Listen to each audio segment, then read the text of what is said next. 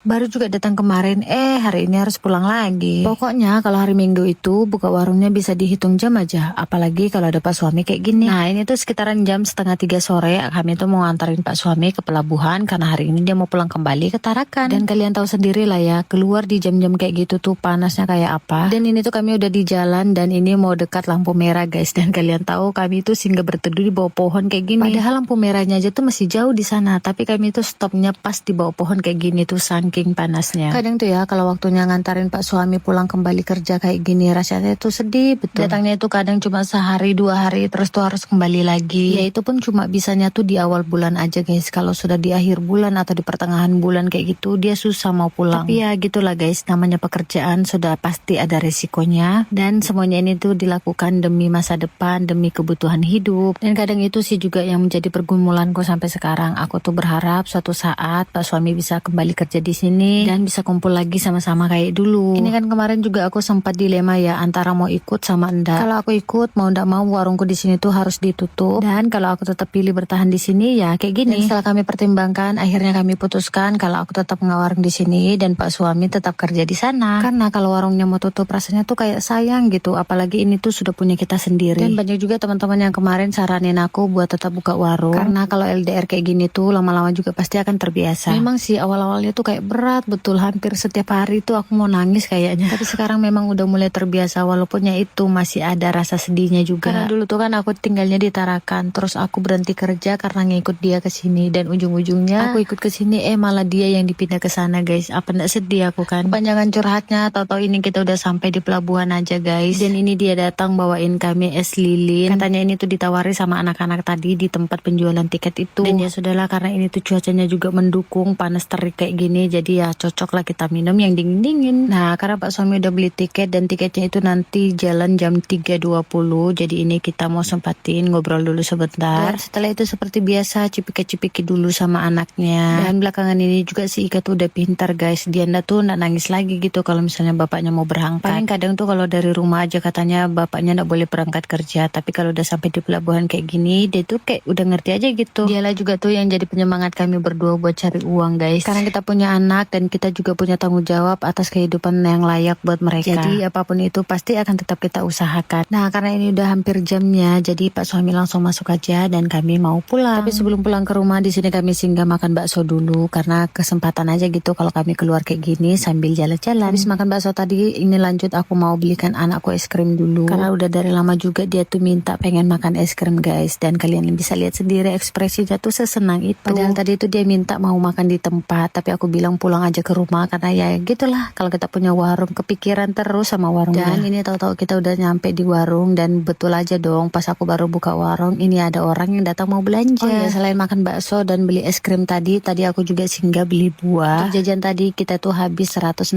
ribuan guys. Ini tuh baru kami berdua dan itu pun cuma makan bakso doang. Ya tapi tidak apa-apa lah, bukan setiap hari juga kan guys. Sekali senangin anak ya nggak masalah.